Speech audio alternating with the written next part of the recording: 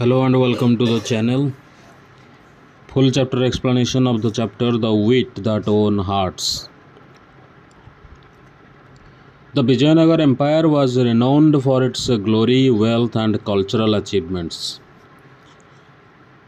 The Vijayanagar Empire was famous and well known because it was very powerful, rich and had many accomplishments in art, culture and learning. Among its many illustrious rulers, King Krishnadeva Rai stood out as a wise and powerful monarch.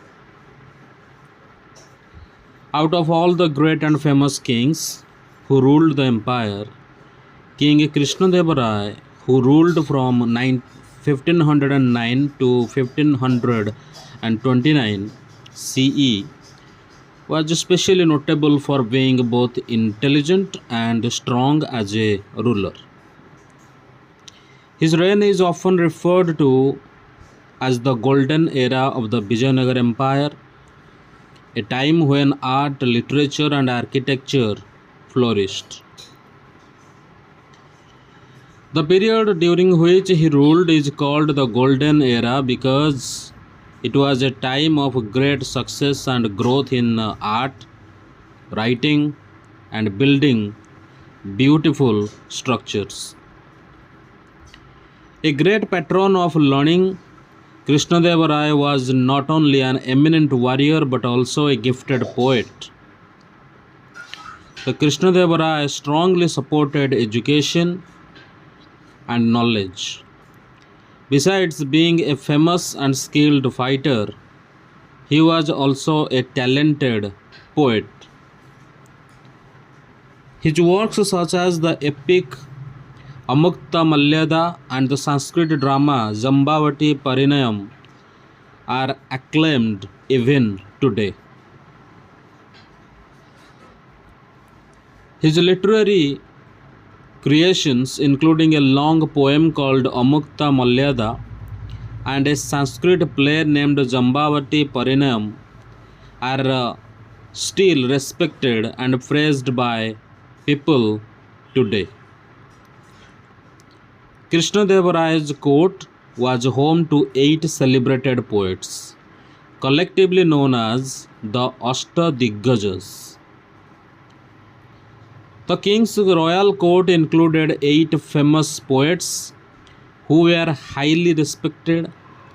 Together they were called the Ashtadiggajas, which means the 8 great elephants, symbolizing their importance. These poets, including Allasani Peddana and Tenali Ramakrishna, enriched the literary tradition with their masterpieces. Among these 8 poets were well-known figures like Allasani Peddana and Tenali Ramakrishna. They contributed greatly to literature by creating outstanding works of poetry and writing. Tenali Ramakrishna in particular was known for his quick wit and humor, earning him a special place in the king's court as both a poet and a witty advisor. Tenali Ramakrishna was especially famous for being very clever and funny. Because of this, he was valued not only as a poet but also as a smart advisor to the king. His clever solutions to seemingly unsurmountable problems made him a beloved figure in the empire's history. He was loved and remembered for coming up with smart and creative answers to very difficult problems that others thought couldn't be solved. Even the wisest rulers face moments of disharmony, and at one such time, the king had a quarrel with his queen, Thirumalambal, over a seemingly trivial matter. Even the smartest and most thoughtful kings sometimes have disagreements.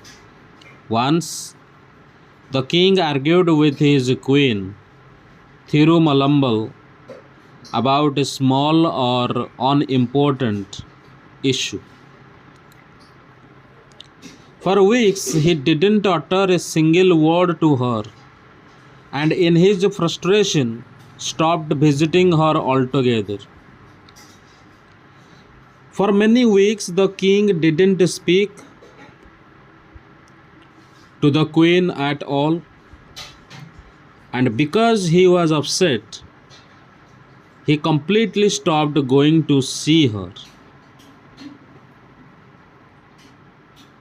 His absence cast a shadow over the palace, and the once cheerful corridors seemed quiet and forlorn.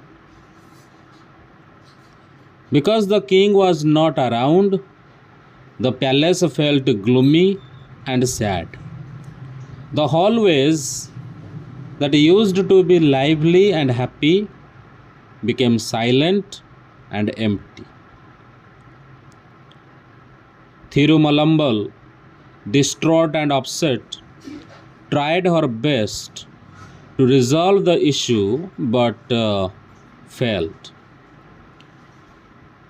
The queen, feeling very worried and sad, tried very hard to fix the problem between them, but she was not successful. With no other alternative, she decided to seek the help of Tenali Rama, the court's brilliant and witty poet. Having no other options left, she chose to ask for help from Tenali Rama, who was known for being very clever and funny in the king's court. Rama listened patiently as the queen recounted the incident in detail. Tenali Rama carefully and calmly listened while the queen explained everything that had happened. The king wrote a poem, she began, her voice trembling. The queen started speaking with a shaky voice, showing she was emotional or nervous. She told Tenali Rama that the king had written a poem. It was filled with vague expressions: sun, moon, stars, beautiful sky, but it made no sense. She said the poem had unclear or general ideas like sun, moon, stars, and beautiful sky, but it didn't have a clear meaning or message. When he tried reciting it to his ministers, they all avoided him, making excuses. When the king read the poem aloud to his ministers, they didn't want to listen. When the king read the poem aloud to his ministers, they didn't want to listen. They avoided him by making up reasons to leave or be busy. It was late evening when he came to me seeking an audience. In the evening, the king came to meet the queen, wanting to recite his poem to her. He began reciting it to me, but I was so exhausted after a tiring day that I yawned. Not once but several times. The king started reading the poem aloud, but the queen was very tired from a long day. She yawned repeatedly, not because of boredom, but due to fatigue. The king thought I was disrespecting his poem and stormed off. The king misunderstood her yawns as an insult to his poem. He got angry and left suddenly in frustration. Since then, he has not spoken to me. From that moment on, the king had completely stopped talking to the queen. If I had known this would happen, I would have chosen another day. She regretted her timing. If she had known the king would react this way, she would have met him on a different, less tiring day. Help me, please, Rama. Only you can help the king understand.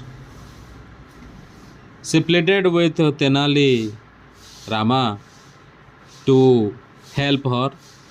She believed only he had the cleverness to make the king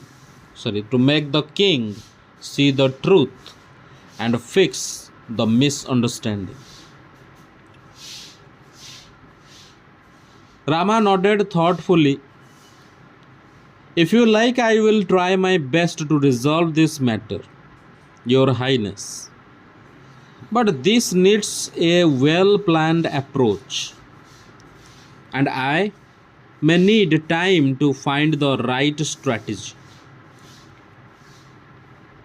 Tenali Rama agreed seriously, showing he was thinking carefully. He told the queen that he would do his best to help, but solving this problem would require a clever and carefully thought out plan, and he might need some time to come up with it. The queen, who had placed her last hope in Rama, agreed and thanked him profusely. The queen, who was relying completely on Rama to fix the situation, accepted his offer and thanked him many times with deep gratitude. The next morning, the royal court was bustling with activity.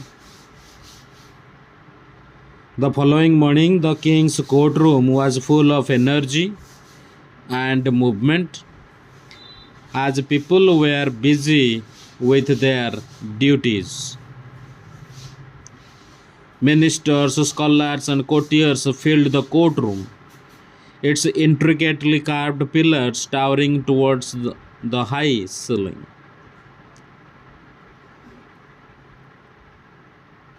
Many important people like ministers, lordmen, and members of the court were present in the hall, which had beautifully carved tall pillars reaching up to the ceiling.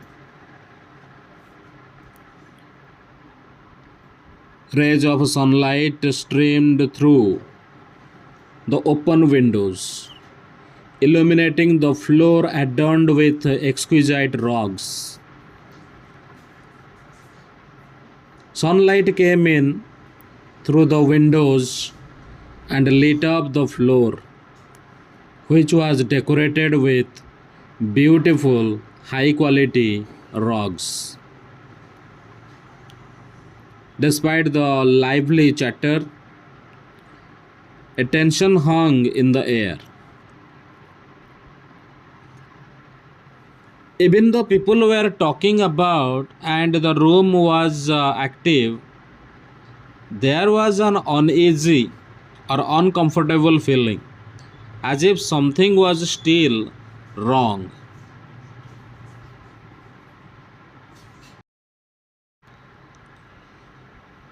The king on his ornate throne, his expression stern, his sharp eyes scanning the room. The king was seated on his richly decorated royal seat. He looked serious and strict, and his watchful eyes were observing everyone in the court. It was evident that the unresolved quarrel still gnawed at him. It was clear that the problem between him and the queen was still bothering him deeply and affecting his mood. The court discussion was centered on improving paddy cultivation in the empire. The main topic being discussed in the king's court was how to grow rice better and increase its production across the kingdom. One by one, the ministers rose to present their ideas. Each minister stood up in turn to share his suggestions or plans on how to improve paddy cultivation. Some suggested expanding irrigation networks, while others advocated for better manure. Some ministers recommended building more canals or ways to bring water to the fields, while others thought that using better fertilizers would help crops grow better. Amid these suggestions, Tenali Rama stood quietly at the edge of the court, observing everyone with an amused smile. While everyone else was giving serious suggestions, Tenali Rama was standing silently in a corner, watching what was happening with a light, playful smile on his face. Finally, the king called upon Rama. At last, the king asked Tenali Rama to share his thoughts or suggestions. The chatter in the court died down as all eyes turned to him. Everyone stopped talking and paid attention to Rama without eagerly to hear what he would say. Rama approached the throne carrying a plate full of paddy seeds. Rama walked towards the king holding a plate filled with rice seeds in his hands. Bowing low, he began, "Your Majesty, I bring you a revolutionary type of paddy seeds. If these are sown, the yield will be 3 times greater than the current results."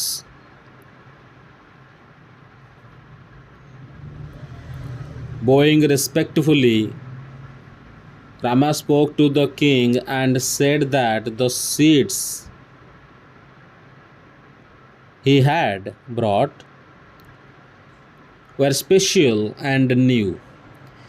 If these were planted, they would produce 3 times more rice than what was currently being harvested.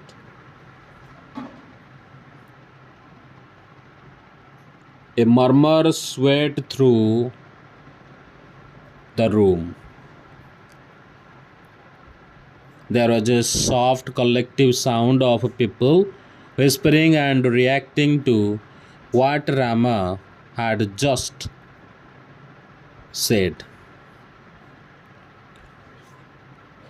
One of the courtiers, known for his sarcasm, whispered just loud enough to be heard. I wonder if these are magic seeds.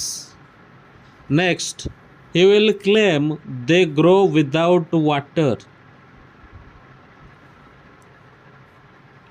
A courtier who was known for making fun of others with sharp remarks joked in a loud whisper that Rama's seeds must be magical.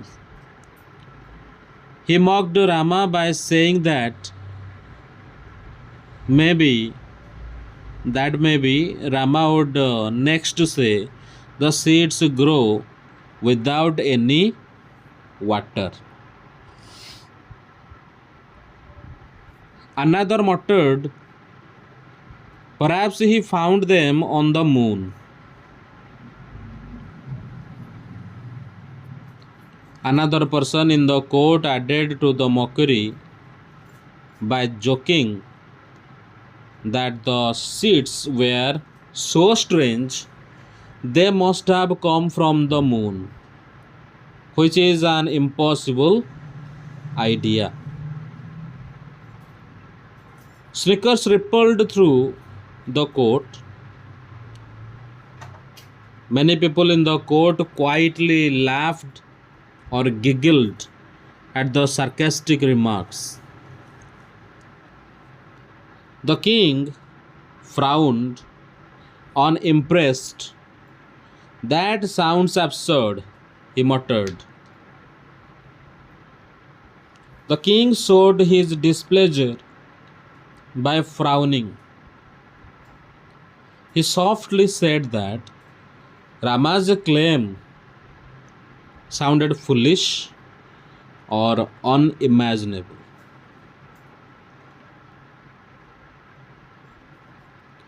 Such cultivation would need special soil, manure, and pest and insect repellents.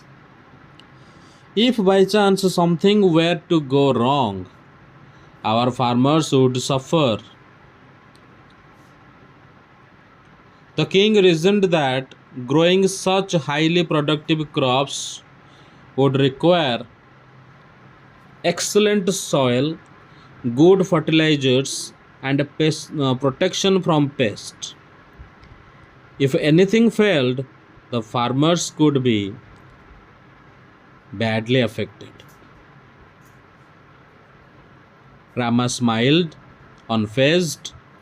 That may be true, Your Majesty, but the real issue lies not with the seeds themselves, but with the person who sows them.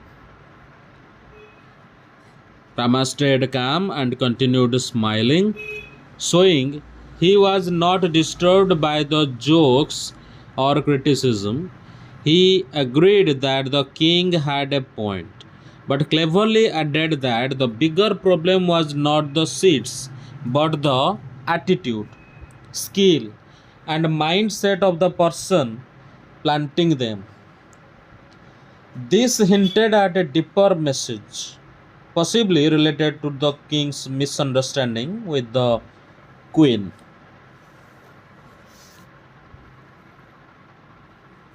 A hush fell over the court as Rama's words hung in the air.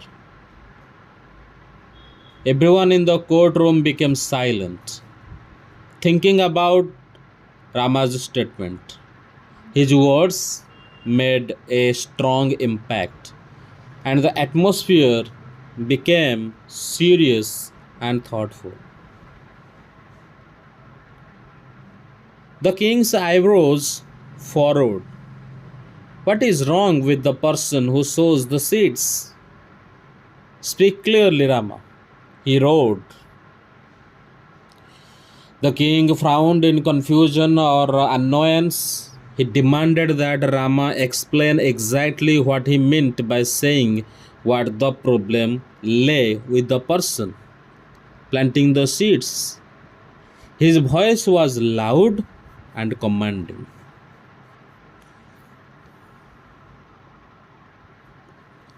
Rama glanced around the court, his sharp gaze meeting the skeptical eyes of the courtiers. Rama looked around the courtroom, confidently meeting the doubtful and the curious looks of the courtiers who still didn't fully understand what he was trying to say. If one were to sow seeds without proper care, no one would reap a good harvest, he said, pausing for effect.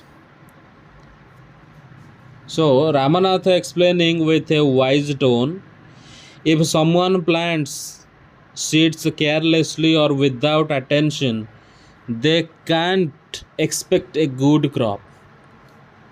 He paused so that everyone could think about what he said.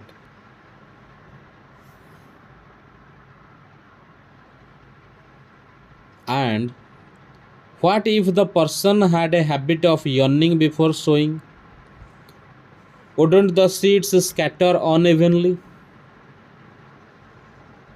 Then he added humorously, imagine if someone kept yawning while planting the seeds.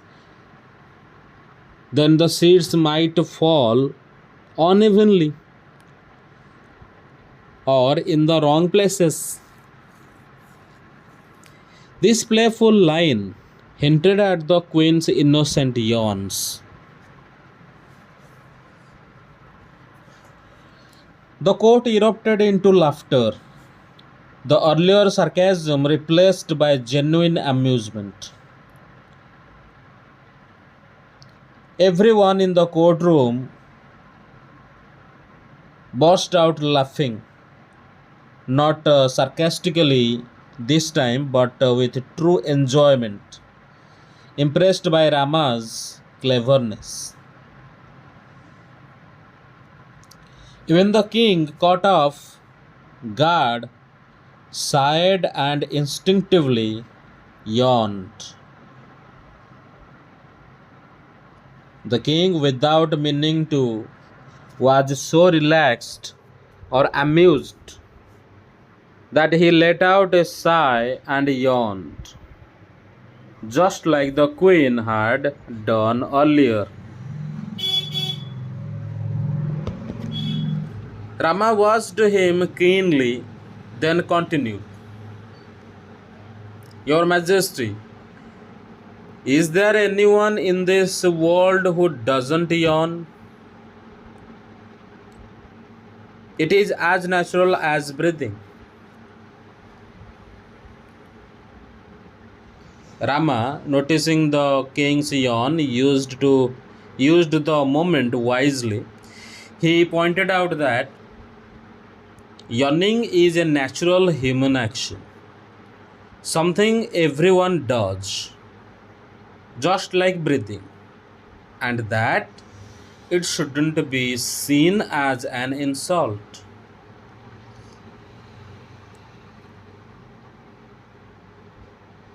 The king's expression shifted as realization dawned.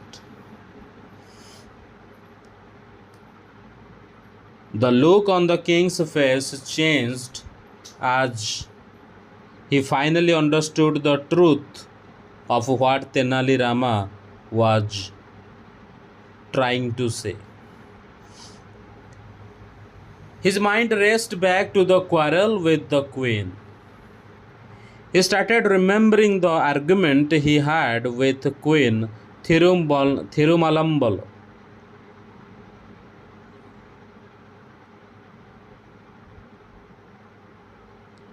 He remembered scolding her harshly for yawning while he recited his poem.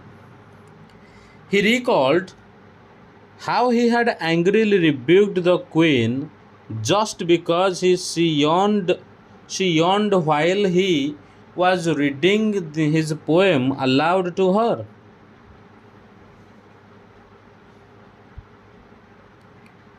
He realized how unfair we had been.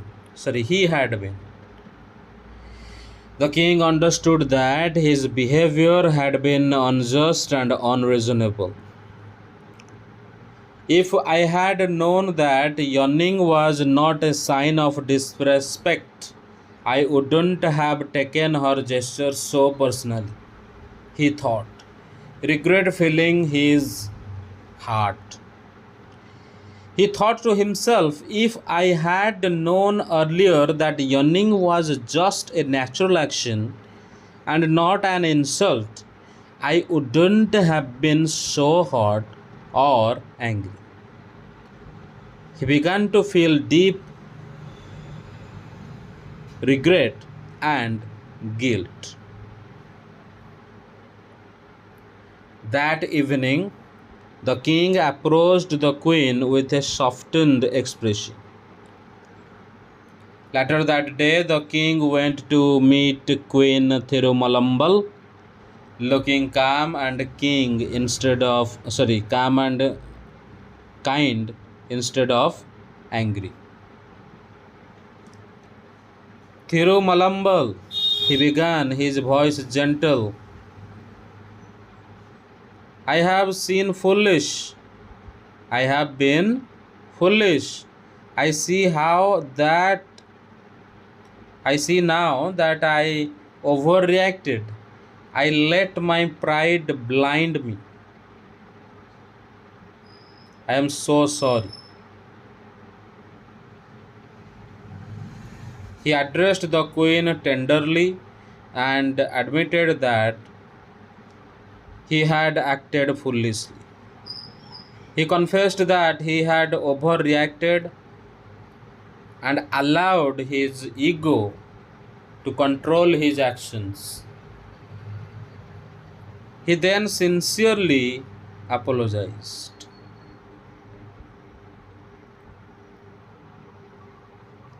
The queen, who had longed for this moment, smiled and replied, if you like, we can leave this quarrel behind us.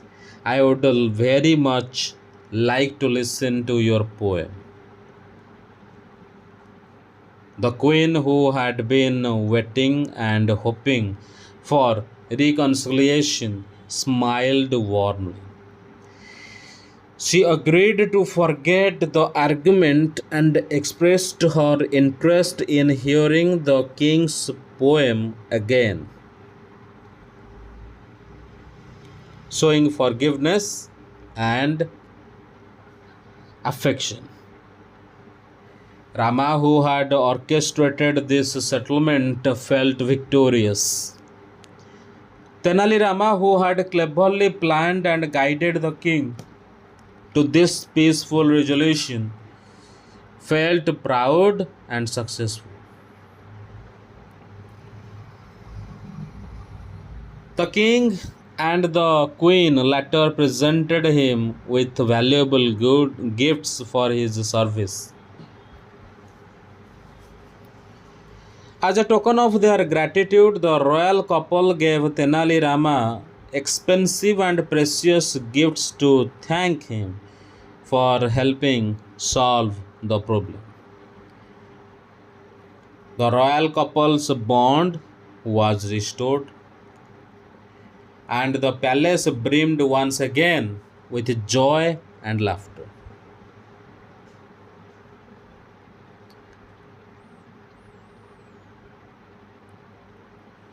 The love and harmony between the king and queen were re-established. As a result, the entire palace became cheerful and lively once more. The ending highlights the themes of forgiveness, wisdom, humor, and emotional intelligence,